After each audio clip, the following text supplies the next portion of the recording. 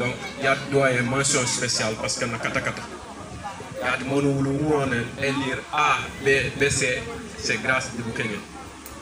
Donc, la population est bien ça. Et elle vraiment merci beaucoup de kata kata. Babak. Depuis des années, il faut que nous ayons fait un peu de temps. Donc, vous voulez dire que vous voulez que vous ayez fait ah, je vais et di ka safara ku kila di jam fom encore pani saf ku jabro ko la mais inje ko le ku jabro dingi parce que kan kan ku jetio kan mo je na ni la ko école et pour hamdallah be fadi mere baba donc bo ni wono rek ku sofo ka sof kan mo je ka jakke woto jom de safi li nga ka safa ay num ka jetum ablay baji te ko to tan ni asan jom de safu ele bu metti ba jall li jall ja kayre dem te kan jilan kayre ni sa safa se frate el suke de alimama bar ko ni sa saf kan ma ka kam mo fu je fa ba jaat kay no be no wakil ni sa fe wakil wala tout ma jamay boy de signifier anu non son lakke wafo non son wakil sof nit wafo kila certainement kajo bango bajo wafo to ora rani sof nyama ji no mera wakil im tekan kajo bajo nafa yan ma je wala tout an san pan du wafo di kari bora kala ko kila ko nyam pan ñu nan sa jagge kari bora diano kari bora jajak je pense que on est thème solidarité et dédication kari bora jajak bar ko kare bora malage nam da kari bora fam fam mo jak deux furim fayma falaw regum je faji ba jone nak ninje di bukana kaji ba jone nak ninje di spakam c'est très important mon ka taka bundora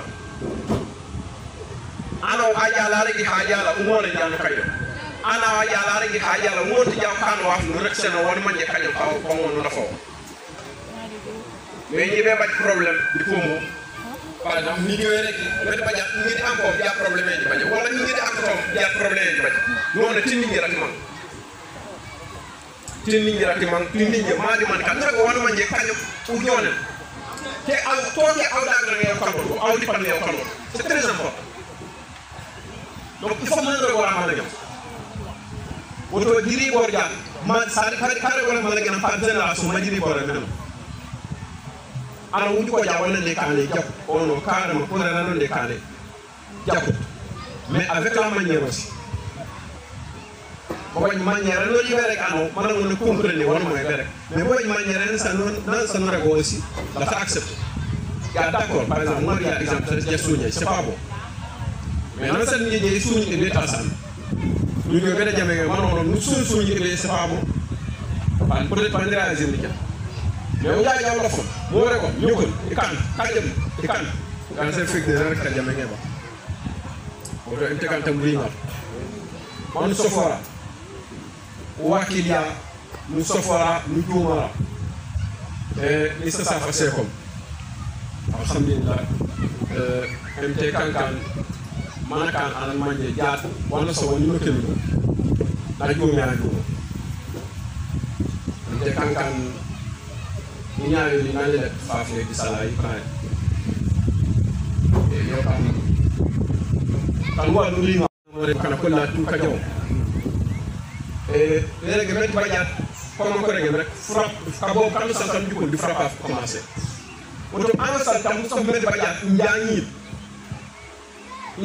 o rewante kawro njangi o rewanto lof man par expliquer parce que kajo bu kana takani aw non angil ko ko leta ja aw qu'est-ce que tu vas faire mo kana ko safal nit waki ya kan ci nak waki ya e jamme fonni ke nak e type yo kankan wa fon ma di wax collier c'est très compliqué mais il met dans mon exemple je prends 3 éléments ça m'a dit gratter premier élément yenom kasalia ay yaw en awanisme ba quoi que ce soit la religion deuxième option tambu hebro brok bala sa ban manje bu ngole bu ngali waf te kankan brok ban manje bu ribo di brok bet manje anan manje allegeno anan manje aje kaw kambo tambo ni ni brok be bet kabana ne ni be kambo ni brok bet kebe ba brok bet kebe awle de bajjo awel ko ne bo fek te wono tamo santan ni bakala fere manje be kane ko wala ke ko man non ko funa ko nak di jammo di ñame na man mba di famille na man bu non to meno wala de kane to en bu toy marko wala sa wona jibe baje di ko en ko yoy na fere man jibe kane mo leen ko non so la ke lawe di kane te rangam afela ba ko te rangam ya afela ke ti kane mi te rangam bi gi ko wala ki bu ko ande na fel ande na boba jwaaf ande ne ke ko toke boba ka kane waaf mo ba wonu ba jwaaf mo wonu kan waaf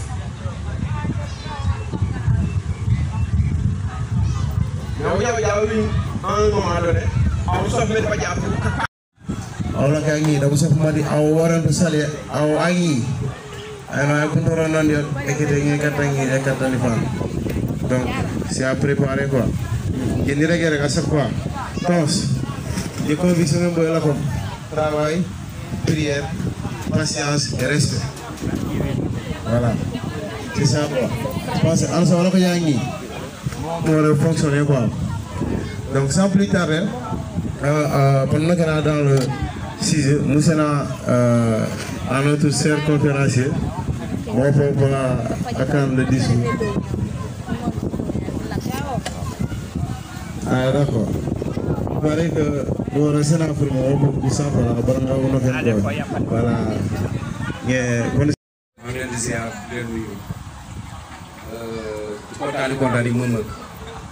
Parce que vous pouvez di sasal yo yaman dio jaat ni fen mu joy bawe alhamdulillah rabbil alamin parce que tay ñu sunu sum e jole kawali mulak pio ñu wala ci chaamu kané woké mais situation e kané quoi mo kané alhamdulillah quoi kasa nga ko len ko ñëmé baak wul joba salaire du contane du wala jak quoi la jeunesse du contane poussé ka ku janga bare ko wori nore ku janga ku jogulo floli mangu kadete uli rek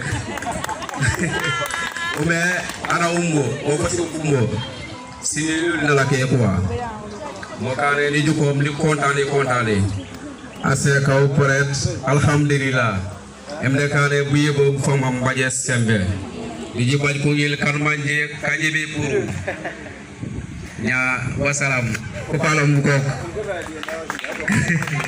ok merci beaucoup Soudan ridorno di Bajangab wuli mi jonne ko merci. C'est un honneur que je ne saurais mesurer. C'est un honneur que je ne saurais mesurer. Et je vous donne une confidence à l'heure où nous parlons. Il y a une élève qu'on a appelée au niveau du gouvernement aujourd'hui, elle est certainement dans les bus en route pour Dakar. Je me garde de citer. Bon, je reviens et je vous donne l'honneur que vous m'avez donné pour vous faire cette conférence. Vous avez parlé de votre thème. J'ai dit, je résume tout ça par un petit mot, conflit de génération. Mes premières années à Souda, certes, vous avez entendu parler, et il y avait des séquelles. Le mariage forcé. Quand j'étais à l'école, quand j'ai dit à une fillette, allez-y, me chercher un bic, les vieux me disent, c'est Kayaba. Avec la génération actuelle, vous critiquez brutalement. Mais moi, à l'époque, je me disais, où se trouve la raison? Pourquoi une telle attitude, un enfant de naissance, elle est déjà promise? Et j'ai essayé de méditer. En introduisant l'histoire, il s'est avéré que, imaginez M. X et M. X, vous n'avez pas de femme. Soit vous jeune, à mon âge, vous me dites, j'ai pas de femme, j'ai besoin de cela, aidez-moi d'avoir, avec tous les risques. Je te dis, d'accord, tu vas me payer quoi? Quand j'aurai une fillette. Et au moment où on négociait, moi j'étais dans la quarantaine ou la cinquantaine d'années. Le premier nouveau-né, c'est un garçon, vous venez me dire, ah, dommage, c'est un garçon, je dis, je suis patient. À 50 ans, vous avez une fillette. Vous venez me dire, ah, c'est la bonne. Je continue les démarches, je m'écris une lettre. Donc c'est pour vous dire que les choses ont changé et que nous étions de braves cultivateurs. Quand vous allez à l'école, on allait jusqu'au collège, quand j'étais à l'école Mabili-en-Ponty, quand vous venez le premier jour, les camarades vous disent le coulo. Demain, on va au champ. Je cultive jusqu'ici, qu'on est déjà au entraînement. Le troisième jour, ça chauffe maintenant. Tu vas leur montrer que ici c'est la plume, là c'est le kajando. Avec la petite patou qui est là, qui attache son mouchoir sur son kajando. Mais maintenant, vous m'excusez du terme, vous dormez jusqu'à midi et vous vous levez pour dire Anandekibi. Est-ce que c'est ça la vie? Et là j'ai dit que moi, ma conférence, je n'écris pas de texte. Parce que je mets un débat, on va échanger.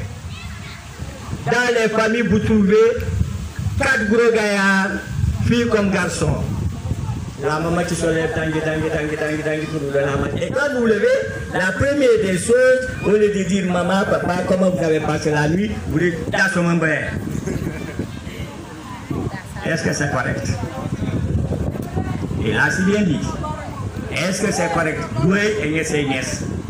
Le problème entre les jeunes et les personnes âgées, c'est dans l'interprétation et dans l'information. Lui, il est allé loin, il est revenu, Dieu merci. J'ai l'impression que c'est quelqu'un qui sait comment échanger avec les gens. Combien d'éléments sont allés au collège, au retour du collège, ils ne mangent pas chez eux parce qu'il y a Cangolais, ils vont chez l'enseignant. Est-ce que c'est correct? L'enseignant qui est-il? Toi tu dis que les Cangolais au lycée,